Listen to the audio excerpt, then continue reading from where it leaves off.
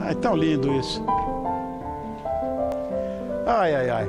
Voltamos ao som do nosso brother Caçula. E você que sempre chamou São Paulo de selva de pedra, uma coisa que me incomoda muito isso, saiba que existem inúmeros rios escondidos aos seus pés. Se você não sabia, vai ficar sabendo agora. Porque quem explica isso pra gente são os idealizadores desse projeto, Rios e Ruas. Vocês sabem que essa é uma pauta que eu tenho paixão, você que me conhece sabe. O geógrafo Luiz de Campos Júnior e o arquiteto e urbanista José Bueno. Boa noite, minhas crianças, obrigado por terem vindo. Prazer, obrigado. Obrigado. Eu cansei de ver Rio sendo canalizado aqui em São Paulo, quer dizer, quando eu cheguei do Rio para cá, vi muita coisa.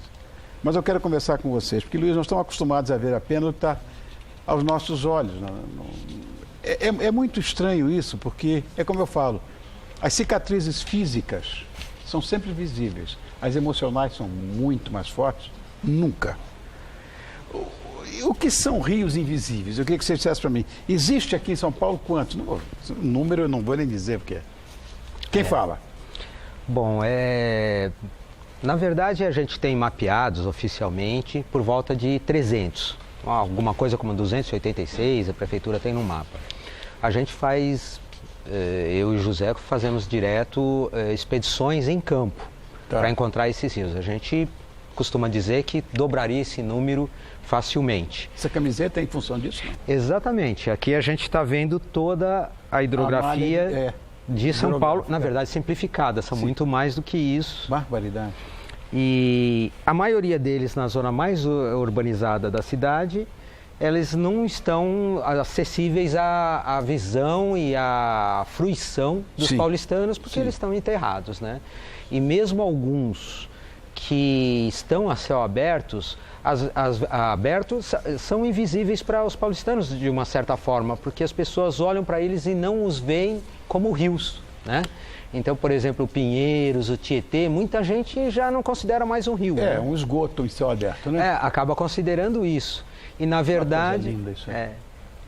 Essa é uma imagem do rio Pirarugawa, ele é um afluente do Ipiranga, do nosso hino nacional e tal. Então as nascentes dele estão ali. E ele ficou coberto durante 70 anos e foi reaberto em 2007. Então essa imagem que a gente viu dele é depois dele ter sido reaberto e recuperado em 2007. Existe essa possibilidade, Luiz? Exatamente. Existe? Essa é uma tendência mundial, inclusive, né? Porque, por exemplo, eu estava conversando no camarim agora com o meu pessoal da produção, essa minha paixão por geologia, geografia, urbanismo, né? Eu gosto muito dessa história.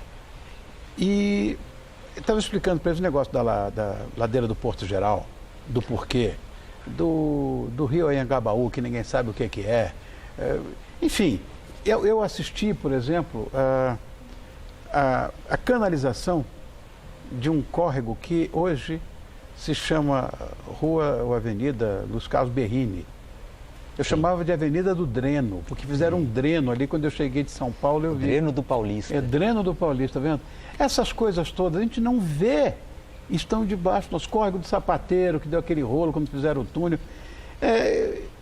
O Córrego do Sapateiro é um exemplo clássico, muito interessante, porque existe os lagos do Ibirapuera, e quase todos conhecem em São Paulo e até fora de São Paulo. Mas não sabem que são alimentados? Por um córrego, que é o Córrego do Sapateiro. Então, quer dizer, na verdade, ou, por exemplo, o Lago da Aclimação. Sim. Que também é alimentado pelo Córrego da Aclimação. É engraçado. José, rios e ruas, na verdade, a ideia é abrir os olhos da população para esse tipo de mistério. Os rios que estão escondidos na cidade. De onde veio essa ideia, essa iniciativa, que vocês nem falaram comigo e fizeram? Como é? Olha, começou numa experiência muito singela de um bate-papo feito esse aqui com o Luiz. Foi em 2010. E aí um amigo comum nos aproximou. Ele percebeu que tinha alguma afinidade entre as crenças do Luiz, o modo de funcionar, o que fazer arquiteto, um geógrafo, enfim. E a gente bateu um papo, o Luiz trouxe essa temática dos rios, ou seja, eu me surpreendi, você é a primeira vítima desse choque, né, de perceber uma informação que devia ser passada, né, no primeiro ano do ensino fundamental para as crianças, que a gente mora numa cidade repleta de rios e essa informação ela é sonegada. Ou seja, a gente aprendeu a não ver, a gente vai aprendendo a esquecer esses rios. Então tem algo de subversivo no trabalho nosso, que é interromper esse estado de transe, né, de desconhecimento, para ver o que é real, essa vida que você falou que está correndo aqui embaixo. Essa história, eu não sei se a gente pode, de fato, se relacionar com os rios no meio desse... Os rios estão concretados, né? Como é que a gente vai fazer isso? A gente tem uma crença que é a seguinte, a má notícia é que os rios foram enterrados. Isso aí, ok. A gente passou os últimos 6, 7 anos revelando que eles... E a boa, Zé? A boa notícia é que eles estão vivos. Claro. Ou seja, a gente não está... Esse mantra, né, de que os rios morreram, é tudo esgoto a céu aberto. Isso é uma falácia. É uma falácia que a gente está descolando. Esgoto é esgoto, deve ser tratado, deve ser coletado, deve ser canalizado. Mas no caso do Tietê e do Pinheiros? Essa é uma pergunta que sempre fazem pra gente, né? Como se a gente também tivesse uma varinha de condão para resolver um problema desse... 11 bilhões de dólares para você deixar esse rio vivo. A questão é uma coisa que acho que qualquer pessoa que parasse um pouquinho para pensar nisso, ela perceberia na hora. Os rios se autodepuram o tempo todo. Sim. Por quê? Porque ele está recebendo água limpa de outros afluentes mais limpos, as nascentes todos os dias estão correndo aqui. Nunca me ocorreu isso, Luiz. O tempo todo elas estão se autodepurando. O problema de eles estarem sujos, como por exemplo em São Paulo... Que vão sujando no meio do caminho. Não, a gente sujou, esteve sujando eles ontem, de manhã, de tarde, de noite, hoje e vai sujar amanhã. Por isso eles estão sujos desse jeito, porque se a gente parasse de sujar, ele automaticamente já começaria a melhorar a sua qualidade. Sensacional isso. É lógico que não é tão simples parar de sujar numa cidade desse tamanho. Tem uma lógica. Mas é isso. Para de jogar sujeira no rio que ele volta a viver. Exatamente. É simples assim? Que com o Tamisa não foi, né?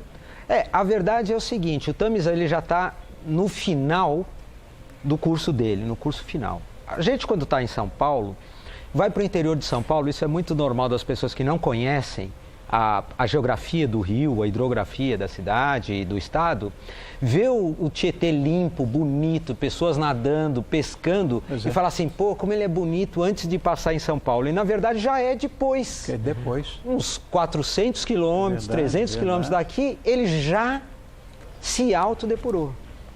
Quer dizer, até chegar lá embaixo, no Paraná e tudo, ele já está lindo, né? Ele é um rio limpo, bonito, as pessoas podem usar para lazer, fruir deles, né? Tem um pensamento que acompanha o projeto nosso que são 3 frases curtinhas, mas elas são muito poderosas, né? Que a gente fala que é sonhar grande, fazer pequeno e começar logo. Perfeito. Então, a gente quer o Tietê limpo, a gente quer o Pinheiros, mas o que é o fazer nosso? O nosso fazer é pequeno. O nosso fazer são nos pequenos riachos, nos pequenos afluentes, no rio que está próximo aqui da TV Gazeta, próximo da casa do Luiz, próximo da minha casa. É nesse lugar que a gente atua e quando? A gente não espera recursos enormes, um grande investimento. A gente faz o pequeno gesto com a pequena comunidade nossa, um punhado de gente. Que coisa bonita. Então, são os pequenos, a gente empodera e valoriza o pequeno gesto e logo. Ou seja, que não dependa. E estamos há 7 anos fazendo isso, há um impacto enorme.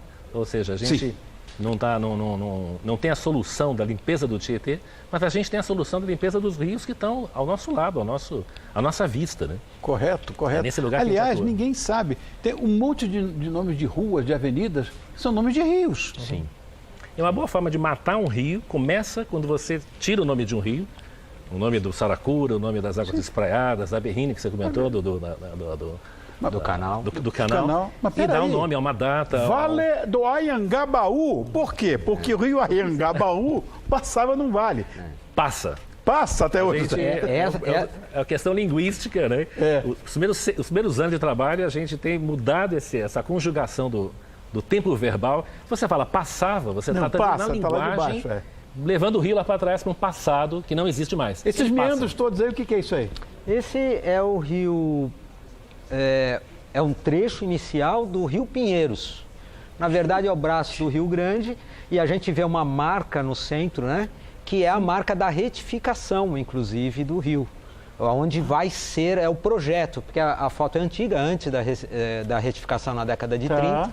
Então, isso é a várzea do Rio Pinheiros e o seu curso original antes da retificação. Aonde isso aí, mais ou menos, hoje? Isso é bem ao sul do rio, quer dizer, ali ele é formado pelo Rio Grande e pelo Guarapiranga, que vem da represa Guarapiranga, em Santo Amaro. Então, é essa região. Né? E uma que coisa ele corre ao contrário hoje, né? Isso foi desejado, acho que uma coisa não foi alguém malvado que fez isso. Sim. Foi um desejo dos nossos antepassados, meu pai, da minha mãe. Não foi malvado, é bom isso. Desejaram uma cidade com os rios canalizados, uma cidade mais... Olha, que coisa linda de ver. Pavimentada. Hoje, a gente pergunta, a gente está mobilizando pessoas para o desejo de agora. O que a gente quer? A gente quer manter os rios assim, a gente quer trazer esses rios de volta. Houve um prejuízo em canalizados. Que coisa linda, olha nisso. Esse é o Tamanduateí. Inacreditável. Né? Quer dizer, isso há pouco mais de 100 anos a gente vê aqui o centro da cidade. Quer dizer, aquela torre que a gente está vendo ali é o pátio do colégio, a igreja do pátio do colégio. Então você vê gente tomando banho, gente limpando a carroça, etc. Aquela imagem que a gente viu da retificação, antes da retificação do Pinheiros, ela é da década de 30 do século passado, ou seja, faz 80 e poucos anos. Historicamente não é nada. Não é nada. Não é nada. Foi ontem. Olha o que aconteceu hoje. Esse é o Tamanduateí hoje, né? Olha que coisa. Então, quer dizer, com a Avenida do Estado ali, quer dizer, ninguém tem acesso. Quem é que pode chegar a um lugar desse? Mesmo que o rio tivesse limpo, já é uma maneira de deixar ele invisível, mesmo sem enterrar. Né? Ai, Deus do céu. E os rios que abrem cidades? Eu adoro essa frase, né? A gente ouve muito as cidades que abrem rios. Agora, rios que abrem cidades, eu acho que é uma brincadeira linguística, né? São os rios que vão abrir de novo e curar as nossas cidades. A gente tem essa relação com entidades vivas que estão sobre a cidade, ou seja, não é apenas recurso hídrico, não é apenas região de drenagem da cidade, mas é um elemento vivo que estamos com eles, ou seja, a gente tem uma relação de intimidade com esses rios. E é absolutamente perfeito pensar nisso, que são os rios que vão curar e abrir essas cidades, né? E a gente fala assim, a gente usa muito essa imagem, né, dos rios e ruas. Hoje é uma coisa mais ou menos assim. O sonho nosso, o projeto, a mobilização nossa é transformar essa realidade numa realidade de coexistência.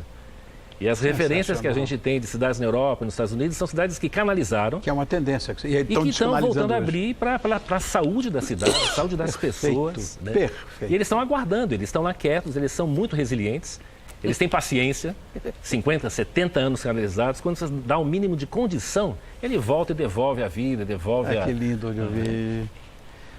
Zé, obrigado por ter vindo. Luiz, obrigado por terem vindo. Agora, eu falei com vocês em off, que é uma paixão que eu tenho, né? Quero agradecer muito a presença de vocês. A gente agradece. A gente gostaria, se possível... Deve dar o endereço. E chamar a população... Como é que a gente pode entrar em contato com vocês? Bom, colocando Rios e Ruas hoje, graças a Deus... Rios e Ruas? Rios e Ruas em qualquer buscador. Vai encontrar nosso site de Facebook, nossos vídeos no YouTube. Mas a gente está inaugurando agora...